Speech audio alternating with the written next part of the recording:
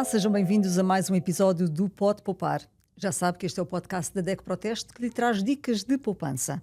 Hoje vamos poupar com a Mariana Simões. Olá, Mariana, bem-vinda. Olá. A Mariana é a nossa especialista em energia e hoje vamos poupar no isolamento da casa, que é infelizmente um problema que afeta muitos portugueses, que é ter casas que no inverno são frias, no verão são quentes. Estamos a falar, Mariana, no fundo de pobreza energética, que é um assunto muito caro a este nosso país. Temos muitas casas onde se passa frio durante o inverno, onde muita gente passa mal durante o inverno por não ter condições térmicas dentro de casa. Sim, é interessante como se teres começado por aí, Ana. Por aí já agora começava só por fazer aqui uma distinção que eu acho muito interessante entre a pobreza energética e a pobreza económica, porque muitas vezes temos tendência a confundir os dois. Nem toda a gente que sofre de pobreza energética sofre de pobreza económica. Portanto, nós temos um parque edificado muito antigo que não cumpre com os mínimos de isolamento térmico e de eficiência energética e por isso, como dizias, temos muitas famílias que, quer no inverno, quer no verão, sofrem muito em termos de conforto térmico, portanto, têm pouco conforto térmico por causa destes problemas estruturais dos edifícios. Mas estava a dizer que um parque edificado antigo que não estava corretamente preparado para lidar com o clima, e Portugal até não é um país com climas extremos, não é? Mas o parque edificado que temos, há muitas casas que não estão de facto bem construídas a esse nível, não se construía bem antigamente, é isso? Não é que não se construísse bem, mas não havia tanto conhecimento como há hoje, e em termos de regulamentação e de critérios de eficiência energética, que hoje em dia são muito conhecidos e falados, e são também critérios legais, portanto têm de ser cumpridos legalmente na construção de novos edifícios ou em renovações muito profundas.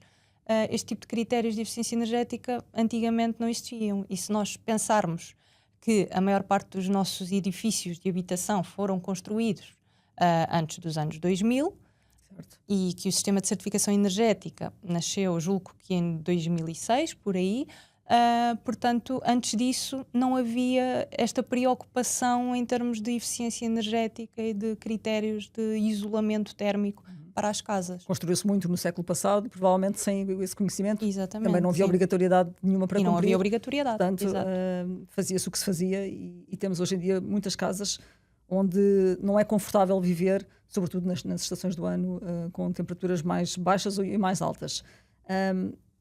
Eu sou uma pessoa com muito frio, Mariana. Aliás, vê-se, eu estou de manga comprida, estás de manga curta. Logo se vê que eu sou uma pessoa com muito frio. Eu adorava ter uma casa super quentinha no inverno e super fresquinha no verão, mas sobretudo muito quentinha no inverno, que é onde eu sofro mais. Como eu, muita gente certamente sofrerá mais no inverno do que no verão. É provavelmente a estação do ano que custa mais a atravessar em termos de clima. E o que é que as pessoas podem fazer? Não havendo dinheiro, obviamente que se fará obras, mas não havendo muito dinheiro, qual é que é o ponto da casa que merecia a intervenção mais urgente? Podendo escolher, onde é que tu achas que as pessoas deveriam apostar? Sim, em termos daquilo que falavas, é muito acertado, não só porque tu dizes-te como uma pessoa friorenta, muito friorenta, mas mesmo quem não é mais friorento, no inverno é quando, regra geral, os consumidores notam a fatura de energia mais elevada, porque em termos de quando comparamos aquecimento com arrefecimento, as necessidades dos edifícios em termos de aquecimento são em regra mais elevadas. As pessoas precisam de comprar muito, de ligar aquecimento mais vezes, se calhar, do que coisas para arrefecer a casa no verão. Gastar mais dinheiro para aquecer do que para arrefecer. A regra geral é isto que acontece, não quer dizer que seja a regra para todos, mas é a regra geral. Para te dar então o contexto de onde é que geralmente ocorrem mais perdas térmicas, e por isso diria que são essas as zonas em que deveríamos intervencionar primeiro, havendo essa possibilidade. Portanto, os dados do sistema de certificação energética relativamente aos edifícios de habitação dizem-nos que as maiores perdas térmicas ocorrem quer pela cobertura, portanto pelo telhado das nossas casas, quer pelas janelas. Portanto, cobertura, telhado, regra, 30% de perdas térmicas, janelas... Vai ali pelo meio das telhas? É isso? O calor que se perde, exatamente, pelo telhado. E depois, relativamente às janelas, as perdas térmicas variam entre os 20% a 30%, e depois as paredes 20%, o restante será por ventilação. Janelas, portanto, estás-me a dizer que janelas são um grande ponto de fuga de calor.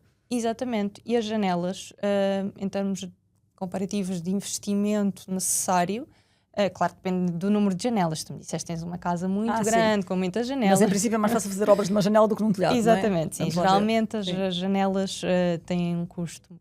O investimento mais necessário acessível, para fazer a mudança das janelas, regra geral, é um bocadinho menor do que aquele que será necessário para intervencionar o telhado. Mas diz-me uma coisa, mas vale mesmo a pena? Ou seja, vai-se notar diferença se eu mudar as janelas da casa para umas janelas mais eficientes? Vai-se notar diferença a nível térmico ao longo do inverno? Sim, sim. Faz sempre alguma diferença, porque como te dizia, a perda térmica ronda os 20% a 30% pela janela. Portanto, se tu passares a ter uma janela eficiente, e como falávamos há pouco, os edifícios antigos, muitos deles, os que ainda não foram intervencionados, pelo menos, terão janela de alumínio com vidro simples. Sim. Na altura o alumínio não tinha corte térmico, portanto só por aí já teremos uma grande coeficiente de transmissão térmica muito, muito elevado. Portanto, vamos ter muitas perdas de calor a acontecerem por aí, e depois o vidro simples também. Portanto, não temos aquilo que hoje em dia é regrador para as janelas, é pelo menos termos uma janela de vidro duplo, com uma caixa de ar a rondar os 16 milímetros. Caixa de ar é o intervalo? É o intervalo entre os dois vidros da janela. Portanto, este tipo de janela, esta construção da janela, que hoje em dia também, quando se fala em alumínio, já se fala quase por arrasto de alumínio com corte térmico, portanto já são soluções que têm uma eficiência bastante superior, ao PVC, que é também uma das soluções que vamos vendo mais por aí. E também, ambas eficientes? Em termos de custo e eficiência, talvez o PVC possa ser mais simpático por ter um custo um bocadinho mais baixo, mas claro que o alumínio com corte térmico também em termos de eficiência energética é muito bom. Mas os materiais evoluíram muito nos últimos tempos, é isso que me estás a dizer?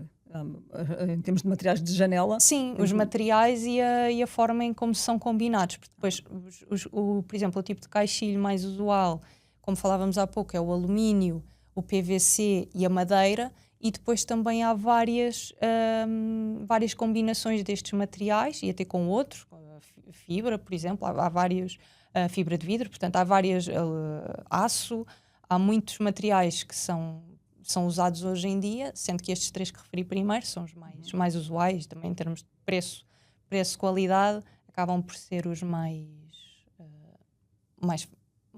que estão mais ao alcance do consumidor. Ok, mais acessíveis. Então, janelas, tudo bem, é a primeira aposta, mas eu vou olhar para todo o resto da casa e como é que eu deteto quais são as zonas. É pelo telhado, que já me tinhas falado, provavelmente sim, mas é nas paredes, é no chão, como é que eu vou detectar onde é que eu estou a perder mais calor e onde é que eu poderia intervencionar com mais eficácia? Essa é a primeira pergunta a fazer. Como é que eu sei, como é que eu identifico quais é que são as zonas prioritárias a intervencionar? E aí temos alguns exemplos práticos. Por exemplo, se eu toco na parede no inverno e ela está muito fria, ou se toco na parede no verão e ela está muito quente, quer dizer que está a haver uma perda térmica muito grande através daquela parede. E, portanto, será um ponto que beneficiaria de uma melhoria da eficiência energética, portanto, uma melhoria do isolamento. E o que é que se pode fazer essa parede? Já lá vou, deixa-me só concluir esta... Não, sim, só concluir o raciocínio. Relativamente às janelas, se identificarmos, por exemplo, condensação ou entradas de vento ou de água, da chuva, pela janela, quer dizer que ela também está a necessitar de ser substituída. Em termos de cobertura, se notarmos manchas de infiltração ou se notarmos uma variação muito grande da temperatura dentro da casa, também poderá indiciar que o nosso telhado precisaria de mais isolamento térmico. Portanto, isto são tudo formas de as manchinhas detectar... pretas são provavelmente o terror das pessoas, sim, é ver as manchas pretas, aquilo que a gente mais ou menos comumente se chama de umidade. Tem umidade na casa, né? Tem as manchinhas pretas a alastrar pela parede. Isso sim há de ser um péssimo sinal, não é? Sim. E infiltração é sempre um sinal muito óbvio de que mas será sempre infiltração? poderá ser, lá está o tal problema da condensação? Poderá ser várias coisas. E há pouco falávamos das janelas e importa também passar esta informação. Nas casas muito antigas em que não há qualquer tipo de isolamento térmico da casa e nós de repente colocamos lá janelas estanques demais, quando eu digo estanques demais são janelas que não permitem a ventilação natural sem eu ir abrir a janela. Portanto, as janelas têm uma classe de permeabilidade ao ar que vai de 1 a 4, 4 é o mais estanque, 1 é o menos estanque, e se eu colocar as janelas, o Ferrari das janelas, que é estanque demais numa casa, sem isolamento térmico adequado, eu vou sofrer muito com a condensação. Portanto, a umidade não vai conseguir, vai entrar pelas paredes, pela cobertura, por onde quer que seja, depois não vai conseguir sair, a não ser que eu abra Vou ter, se calhar, muito paredes as janelas. com gotículas, é isso? Exatamente. Vou ter paredes com gotículas de água. Aí a solução é ou colocar uma janela que permita fazer uma ventilação natural mais adequada àquela situação, ou abrir a janela muitas vezes. E os instaladores, se forem bons, fazem sempre esta ressalva aos seus clientes e dizem que se quer pôr esta janela que é mesmo muito estanque, então tem de ventilar muito a sua casa. Mas o aconselhável é ter uma janela que faça isso por si só, através de grelhas de autoventilação ou um bocadinho, com uma estanquidade um bocadinho menor. Exatamente. Menor. Então voltamos à parede. Exatamente. Tem aquela parede sim. que é fria no inverno e que é quente no verão. O que é que eu faço àquela parede?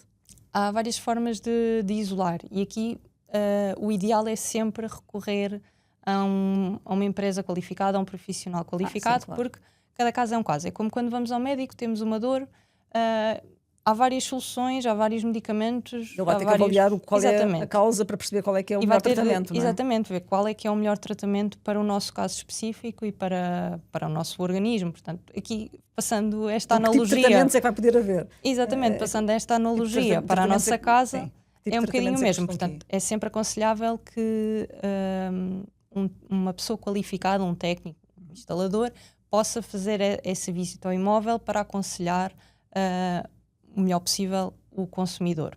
Mas geralmente quando falamos em isolamento térmico de paredes, o que nos vem logo à cabeça são, para já, se o isolamento é pelo interior ou pelo exterior.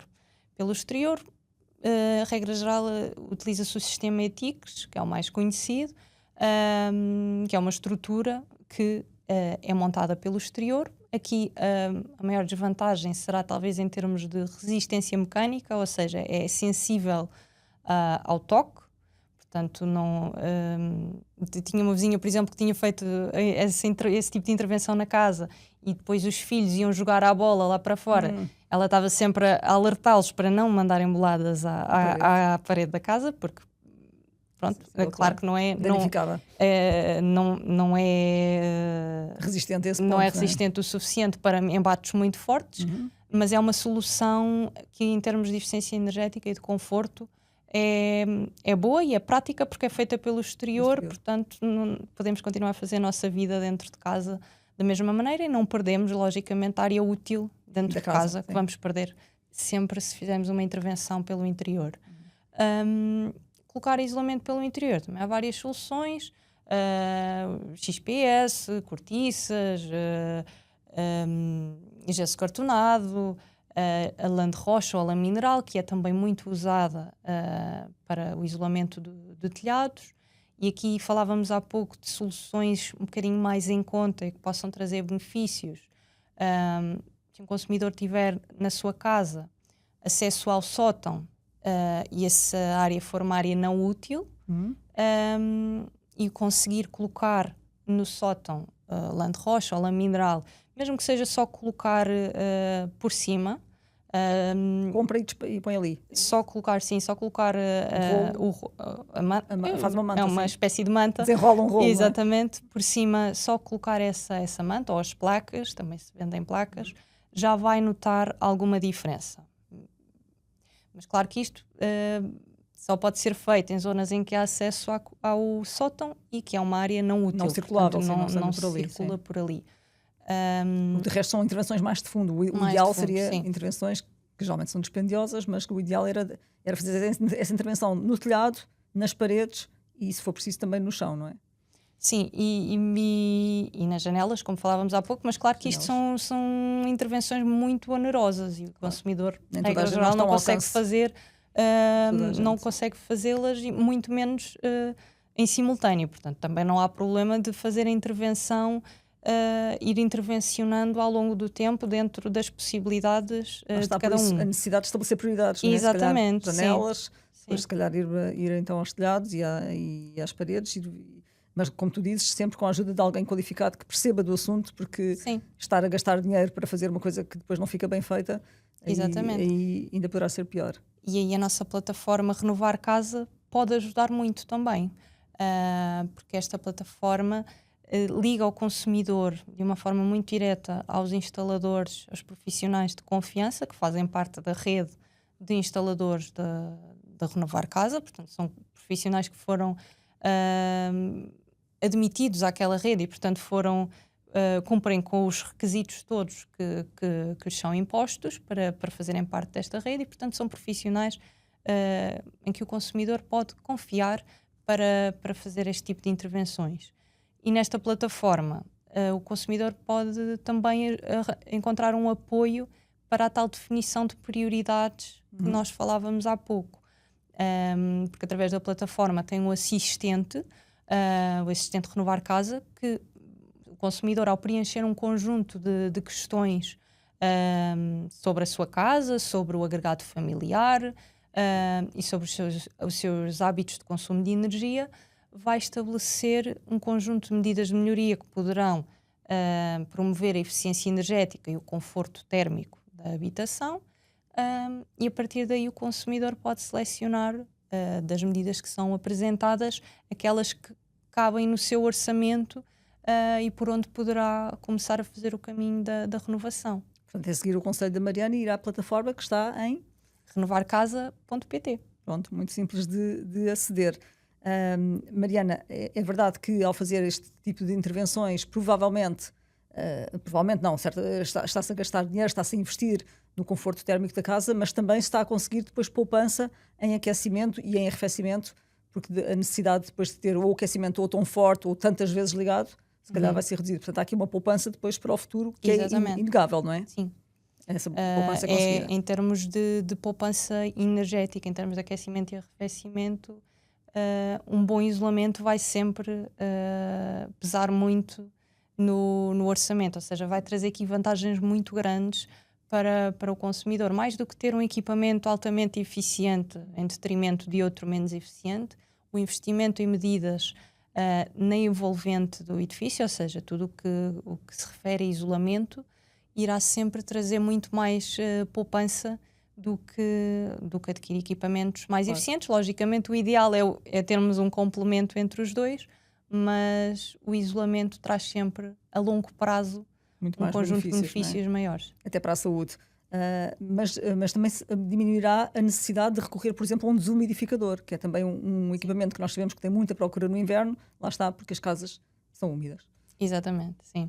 O desumidificador idealmente é usado pontualmente num dia em que a umidade está excessivamente alta ou porque tenho uma casa de banho interior e o ventilador não é suficiente, porque sou muito friorenta e gosto de tomar banhos muito quentinhos, por exemplo. Sou eu. Pronto, mas idealmente o desumidificador não deve ser usado como equipamento todos os dias, o uso sim. habitual. Se eu tiver uma casa bem isolada, não vou necessitar dele. Claro que, como falávamos há pouco, o parque edificado em Portugal, em matéria de edifícios de habitação, ainda requer muito este tipo de soluções, porque... E vê-se, não é? Por acaso que as pessoas compram muito. Possível. A procura por desumidificadores no inverno sobe muito, a procura por aquecedores também, e lá está, as famílias mais vulneráveis provavelmente têm que recorrer a esses equipamentos para poderem suportar as temperaturas baixas no inverno. Por fim, falarmos só daquele mandamento que é abrir as janelas e ventilar o mais possível, não é? Arejar a casa. Sim. Principalmente mesmo no inverno. Exatamente, principalmente naquela situação que falávamos há pouco, em casas muito antigas em que não há qualquer tipo de isolamento térmico e em que por acaso até consegui consegui substituir as janelas e agora tenho janelas muito eficientes, aí é mesmo muito importante ventilar, mas em todos os casos, porque nós temos de garantir que o ar é renovado. Se o ar que está dentro de casa não é renovado, não é benéfico para a nossa saúde, sobretudo isso. E está a acumular também a umidade. Portanto, o facto de ventilarmos faz o ar circular e a umidade que nos entra pelas paredes ou pelo teto, seja por onde for, tem uma escapatória para o exterior, e se calhar nesses casos não vou precisar de usar tanto o desumidificador como se não tivesse qualquer tipo de Abrir as janelas ventilação. todos os dias. Sim. Todos os dias. Nem que seja um bocadinho, não é? Sim. Essa é a regra. Nem que seja meia horinha se for por possível dia. abrir em pontas opostas para fazer corrente de ar, 10 minutos, 15 já é bom, já é o suficiente para renovar. Saírem os bichos todos e ficar só o ar mais renovado e lá está, porque também é uma questão de saúde que estamos aqui a falar. Sim. Obrigada, Mariana. Obrigada. Mais uma vez. Foi a Mariana Simões que esteve connosco neste episódio do Pode Poupar dedicado ao isolamento da casa. Esperamos mais uma vez que estas recomendações, estes conselhos, esta informação que a Mariana aqui trouxe hoje sejam úteis e que possam ser adaptadas, obviamente, à realidade dos vossos agregados familiares. Eu sou a Ana Santos Gomes e este episódio contou com o apoio à produção do Cláudio Nogueira. Nós voltamos no próximo episódio. Já sabe, saber é poder. Até à próxima.